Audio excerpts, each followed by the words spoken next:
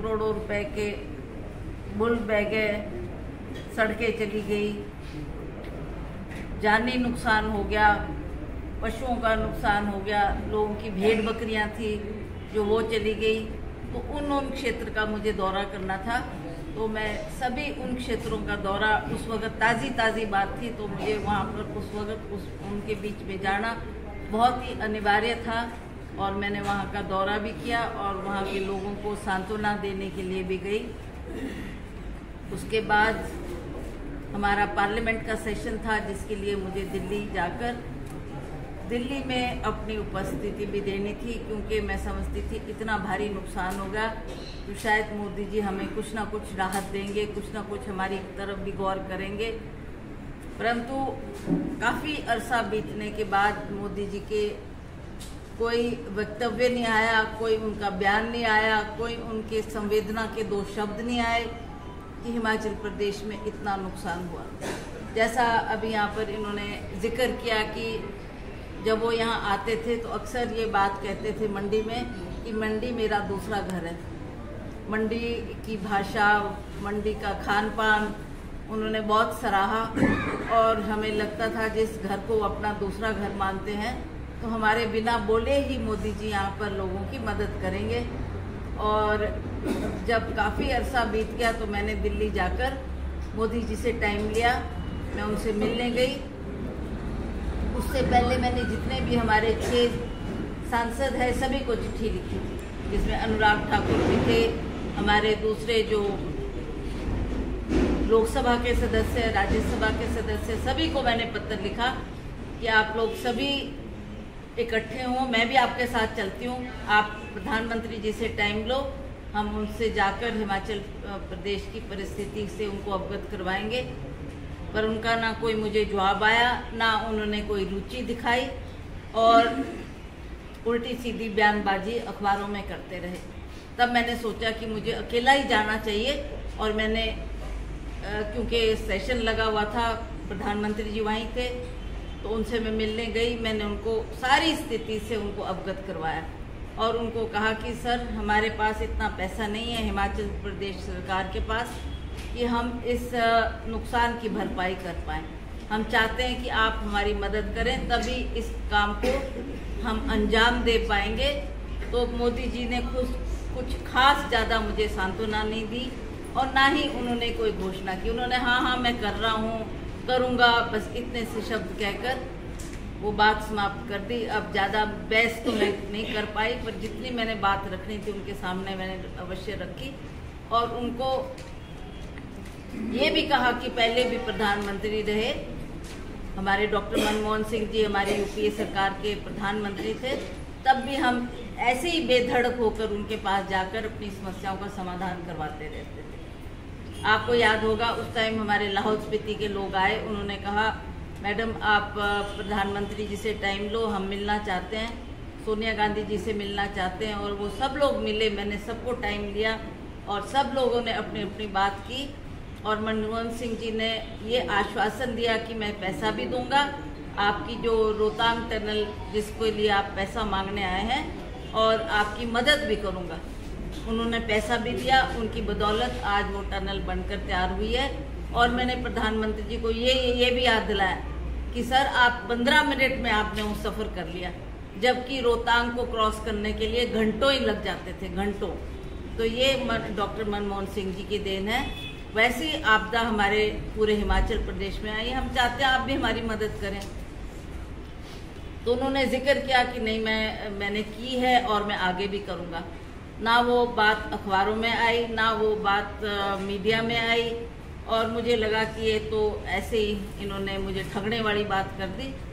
फिर अंततः हम मुख्यमंत्री से भी हमने पुकार की, सभी ने बोला कि जी वहाँ से तो पैसा आ नहीं रहा, अब ये काम हम तभी कर पाएंगे जब हमारे को खुला पैसा मिलेगा।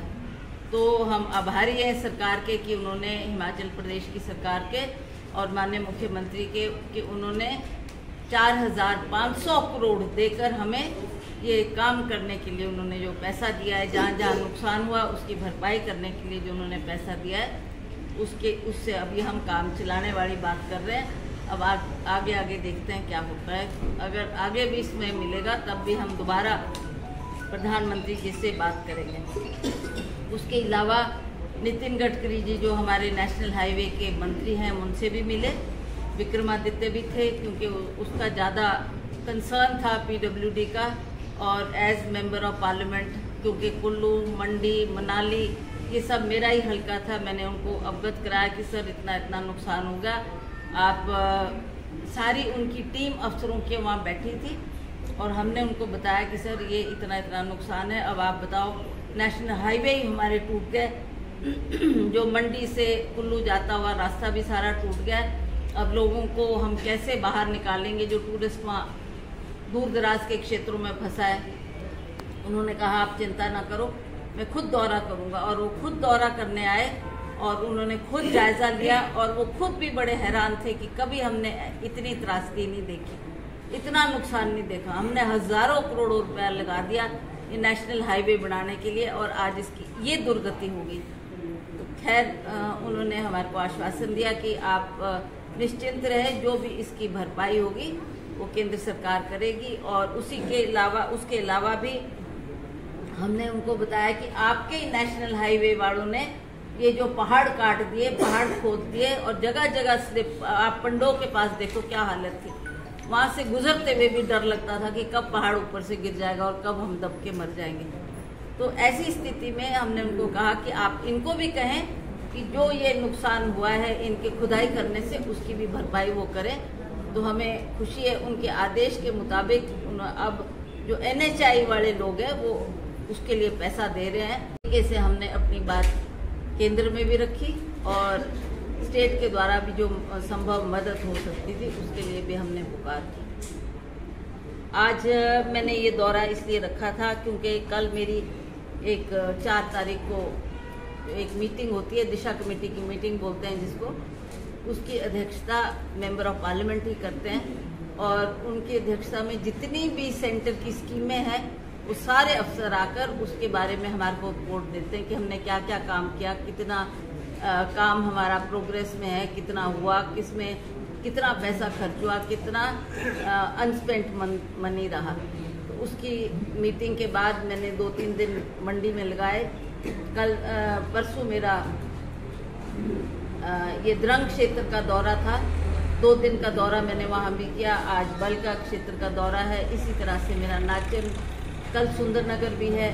सभी क्षेत्रों में जाकर जो नुकसान हुआ है उसकी हम लोग जायज़ा ले रहे हैं। हमारे साथ ये सभी देखो आप अफसर लोग आए हैं, IPH के, PWD के, फॉरेस्ट के और सभी विभाग के अफसर साहिबान आए हैं, वो भी इस बात का जायज़ा ले रहे हैं, हमारे को रिपोर्ट दे रहे हैं और जो हम निरीक्षण कर रहे हैं, जो आदेश दे रहे हैं उसका पालन भी ये लोग कर रहे हैं। तो आज हमें इस संकट की घड़ी में हम आपके साथ खड़े हैं, आपने घबराना नहीं, जितना भी हमारे से संभव होगा हम प्रयास करेंगे और हम चाहेंगे कि हमारे इस काम को आगे बढ़ाएं। इन्हीं शब्दों के साथ मैं आप सबका पुनः बहुत बहुत धन्यवाद करती हूँ कि आपने छोटी सी एक नोटिस पर आप लोग सभी एकत्रित हुए, आपने यहाँ जो हमारा पहुँचने पर स्वागत किया उसके लिए आपका धन्यवाद भी करती हूँ और विश्वास दिलाती हूँ कि हम लोग आपकी जो ये नुकसान हुआ है उस नुकसान के लिए जल्दी जल्दी प्रयास करके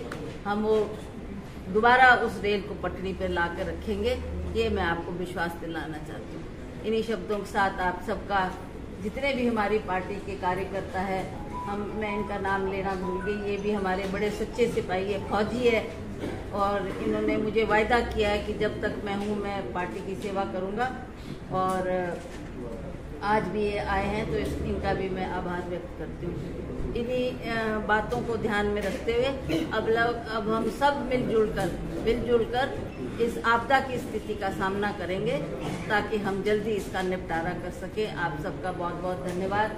कोई पत्रकार बंधु या अखबार के लोग आए हैं उनका भी मैं आभार व्यक्त करती हूँ और मैं आपसे भी उम्मीद रखती हूँ कि आप लोग भी इसकी ठीक तरह से मतलब वो अखबार में लेख लिखेंगे जिससे लोगों में ये संदेश जाए कि हमारी सरकार कार्यरत है और हम इस दुख की घड़ी में सबके साथ खड़े हैं। आप सबका बहुत बहुत धन्यवाद। जय हिंद, जय भारत।